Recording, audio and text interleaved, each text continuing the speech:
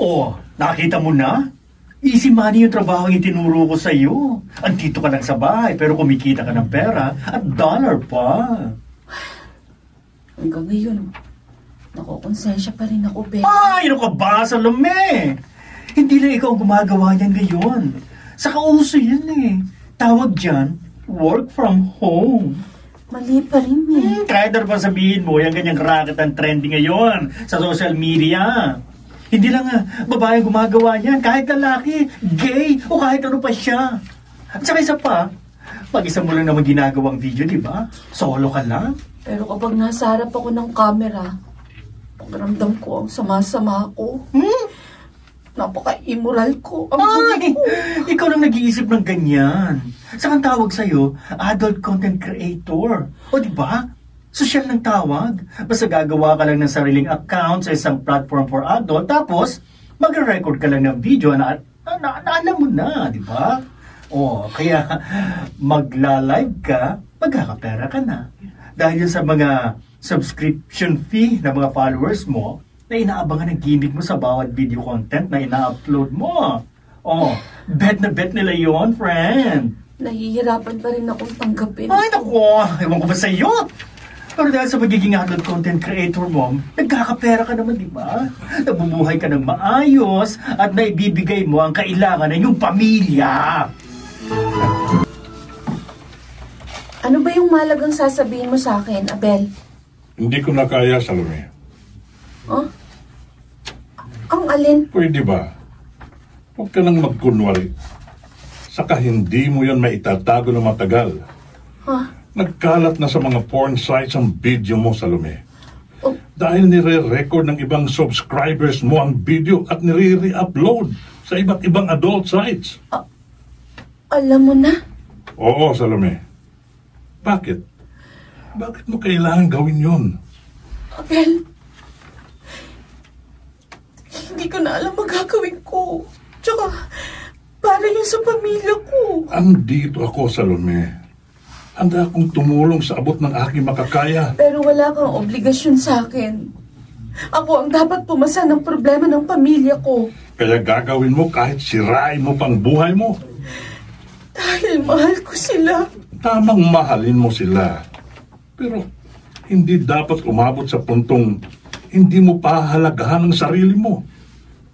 Halos buong kaluluwa mo na ang ipinakikita mo sa mga bidyong ginagawa mo. Kung talagang nasusuka ka sa mga ginagawa ko, wala akong magagawa. Malaya kang iwan ako at kalimutan. Salamat at maayos ng kalagayan mo, Marina. Naku, ay kung hindi dahil sa ipinadalang pera ni Salome, ay baka wala na ako. Dahil hindi ako naoperahan. Malaking tulong sa inyo ang anak mo ngayon. Ano? Ay, oo, Doray. Kaya nga napakapalad ko sa kanya. Tama nga bang sabihin mo yan? Ha? Hindi kaya Bakit? mas tama na sabihin mong nakakahiyang maging anak mo sa Salome? Doray, magdahan-dahan ka sa sinasabi mo. Ano ba kasalanan sa'yo ng anak ko? Wala. Pero nakakahiya yung pinaggagawa niya. Pati kaming kamag-anak niya nadadamay sa pagiging immoral niya.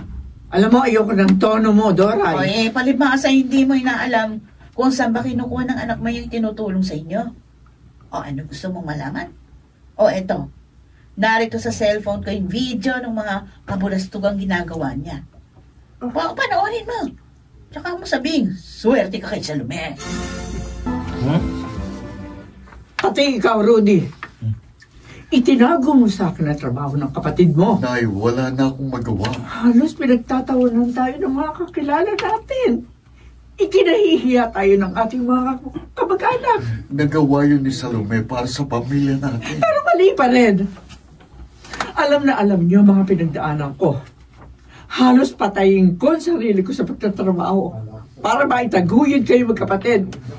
Hindi ko inisip na gamitin ang sarili ko. Mabuhay ko lang kayo. Yun nga po eh. Dahil sa pagtanaw ng utang na loob sa inyo ni Salome, dahil sa pagmamahal niyo sa atin, lalo na sa inyo, handa niyang gawin ang kahit ano para madugtungan lang ang buhay niyo. Pero mali. Mali, Rudy. Nay, unawain na lang natin si Salome. Alam kong hindi niya gustong maging masamang babae.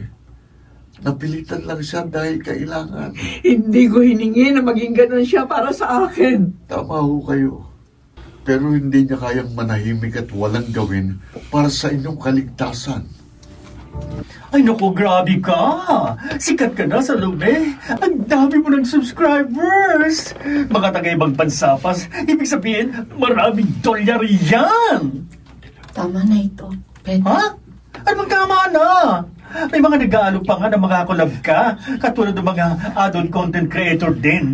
Kapag ganun, sikat ka na talaga at mas malaking kikitain mo. Kaya matutupad na ang mga pangarap mo para sa pamilya mo. Mapapatayuan mo na ang inay mo na mag-arang bahay, makakabili ng sasakyan at makakapasyal na sa abroad. At anong magiging kapalit? Ang lalo ko pang kahihiyan? Betty, tama na. Tama na ito. Ano? Ayoko na. Hindi ko na kaya. So nga. Tsaka alam na ni Inay, wala na ako mukhang maiharap sa mga tao. Kung pwede nga lang na kapag lumalabas ako ng bahay, alisin ko ang ulo ko dahil sa labis na kahihiyan. Alam mo, girl, hindi ka mapapakain ng kahihiyan na yan. Sa panahon ngayon, pakapala na ng mukha. Ang mahalaga, may makakain ka at mabibili mo lahat ng gusto mo. Hindi, Betty. Oo. Dahil lahat ng bagay nawawala. Natatapos. Kaya titigil na ako. What? Bago pa tuluyang masira ang buhay ko. Hihingi na rin ako ng tawad kay Inay. Dahil siya ang labis na nasaktan sa ginawa ko. Sige po, Inay. Saktan niyo ako, murahin niyo ako. Sabihin niyo lahat ng gusto niyo sabihin sa akin. Hindi po ako magdaramdam. Hindi ako magagalit sa inyo. Dahil deserve ko yun. May ginawa ako mali. Pinikyan ko kayo ng kahihiyan. Sige na, Nay. Saktan niyo ako kung kinakailangan. Hindi anak. Hindi ko kayang gawin yun sa'yo. At kung nakagawa ka man ng kasalanan, dahil yun sa akin, paano kita sisisihin? Paano kita susumbatan? Kung kapakanan ko ang iniisip mo. Anak, lahat naman tayo nagkakasala. Sinadyaman natin yun kung nagkataon lang. Pero lagi may kapatawaran ng kasalanan. Alam ko handang ibigay na may kapal yun. Lalo na kung tunay ang pagsisisi. Patawarin niyo po ako. Patawad po. Bakit ang patawarin? At gusto kong tulungan ka maibalik ang dignidad mo. Dahil alam ko, naging mababa ang tingin mo sa iyong sarili. Kaya nga ako ang nanay mo. Narito ako, anak, para sa iyo. Hindi para idiin ka sa kasalanan mo at sumbatan. Nanay mo ko na dapat umunawa at tulungan ka makababan. Itatayo kita sa pagkakadapa mo. Katulad ng bata ka pa. Na sa bawat pagkakadapa at pagbaksak mo, hahawak ko sa kamay ko para itayo ka. Ngayon na,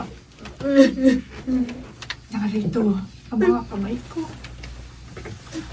Hawakan mo na mahigpit para maitayo ka sa iyong pagkakadapa at iyakapin ka. Para maramdaman mo hindi ka nag-iisa sa labang ito. Para magsimula ka muli at magbago. Nay, salamat. Salamat po.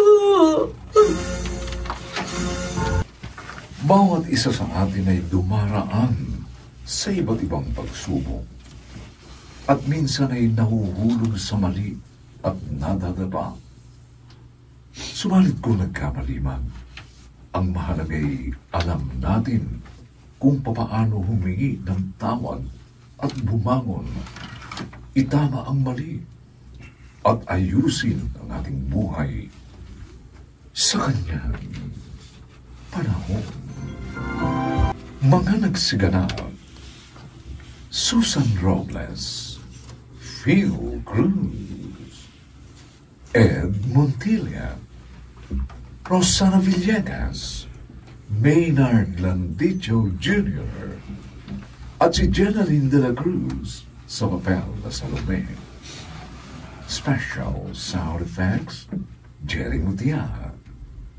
Technical supervision, Eric Lucero at Bong Muyar. Musical scoring, Buboy Salonga. Ito'y mula sa panulat ni Gary J. Halamanan at sa pinagsamang direksyon ng inyong lingkod June Martin Legaspi at Robert Bobby Cruz sa kanyang panahon.